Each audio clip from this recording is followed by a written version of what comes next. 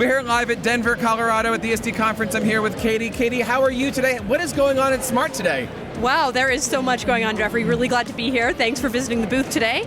There's a lot going on. We have had an amazing couple of days here at ISTE so far. One of the things we are most excited about is some of the language you can see right behind us here, is this idea of creating opportunity for all learners. So, every learner walks into the classroom with different context, with different pieces available to them on any given day.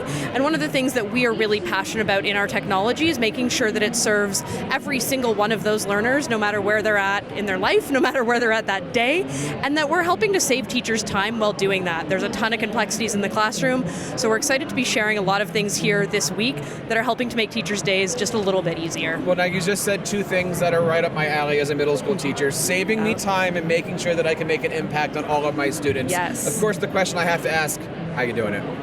How are we doing it? Great question. So part of that comes with the ease of use of the technology. We have our smart interactive flat panels, a whole bunch of different ones. We also have our Lumio software. All of those elements that we use, that we support teachers with, are built from the ground up. They're not, meant for something else and just kind of trying to fit into a classroom. They are designed with teacher feedback in mind. They are engineered with educators who are designing the products, who are testing the products, who are making them work like they should. It's things that might be as simple as saving a couple clicks when you want to open up a template to show something to your students, or something as simple as not having multiple class codes for your students to log in and connect to a class where they can do collaborative work. It's those little things, but those seconds in your day can make or break a lesson and can change a day, a week, a season for a teacher. That would save me an awful lot of time in the classroom.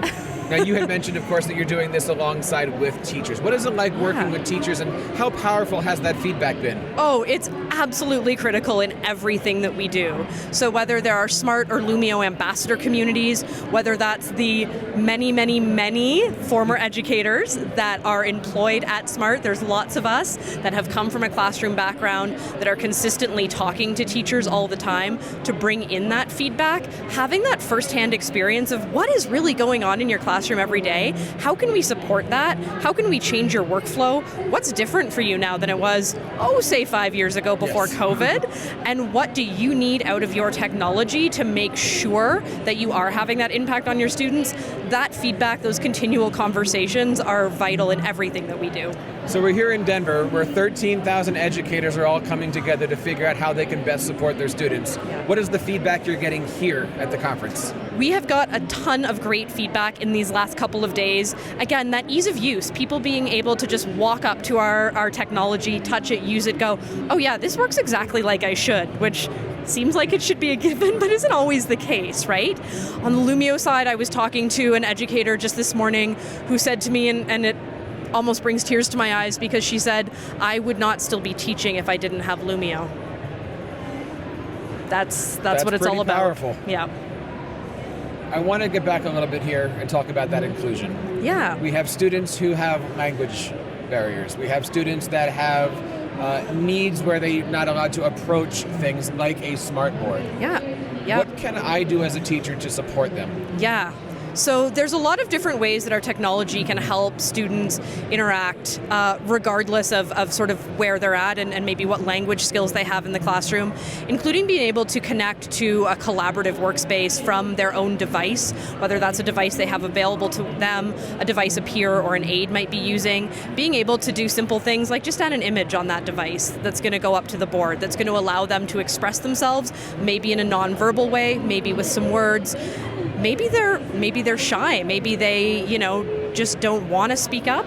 Providing those opportunities for them to engage from a device, connected to a panel, connected to a collaborative space with their peers, where they can be engaging in a way that's safe, that's secure for them, that allows them to show their learning in a way that works for them. There's a lot of different ways and opportunities for those students to interact. Keeping these lessons authentic and easy to use is certainly important, and it makes the kids want to be able to show off. Absolutely. Where can somebody learn more about all this? Yeah, so smarttech.com is going to be the best place to go. All of our resources are available on there. We have a lot of resources regarding accessibility, how to approach inclusion in the classroom, and we've got a whole Lumio library of lessons and everything that you can access through smarttech.com as well. So hope to see you there. And if an educator is interested in joining one of your communities? Oh, same place. Go to smarttech.com, look on those resources pages. It's a super easy application process. You don't need to be an expert. You just need to be interested in connecting with the community, and we would love to have you be a part of it. We're here part of a 13,000 educator community. All the links that we mentioned today are going to be in our show notes and in the description below. Don't forget to check out all the great stuff that's happening at SMART. Katie, thank you so much for your time. I hope you enjoy the rest of the conference. I sure will. Thank you so much. And we're going to have more coverage live from ISTE over on teachercast.net. On behalf of everybody here, keep up the great work in your classrooms, continue sharing your passions, and we'll see you next year at ISTE. You've been listening to the TeacherCast Educational Network, hosted by Jeff Bradbury. Please reach out to the show with all of your questions on Twitter @TeacherCast or online at www.teachercast.net. Be sure to subscribe to our podcast so you don't miss any future episodes. And please take a moment to write a review in the App Store.